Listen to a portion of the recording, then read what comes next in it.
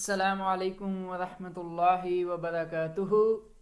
ایک دن ایک بغدادی تاجر بہلول سے ملا اور کہا، جناب شیخ بہلول، مجھے یہ مشورہ دیں کہ مجھے کیا خریدنا چاہیے جس سے مجھے زیادہ فائدہ ہوگا۔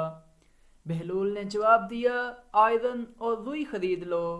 وہ شخص چلا گیا اور بہت سارا لوہا اور روئی خریدی اور انہیں اسٹاک کر دیا۔ کچھ مہینوں کے بعد اس نے بیچا اور بہت زیادہ منافع حاصل کیا۔ ایک بار پھر وہ بہلول کے پاس آیا اور کہا، اے پاگل بہلول، مجھے کیا خریدنا چاہیے جس سے مجھے بہت زیادہ فائدہ ہو۔ اس بار بہلول نے اسے پیاز اور تربوز خریدنے کو کہا۔ تاجر گیا اور اس نے اپنی پوری بچت کے پیاز اور تربوز خرید لیے۔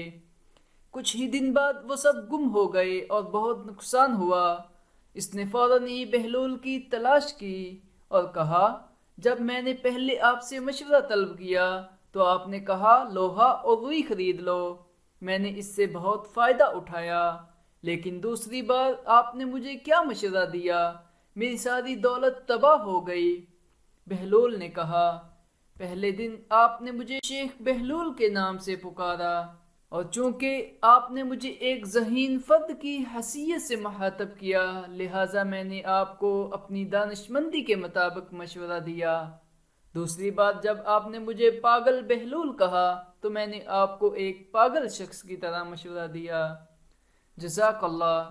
اگر آپ کو یہ ویڈیو اچھی لگی ہے تو ضرور لائک کریں اور چینل کو بھی ضرور سبسکرائب کریں۔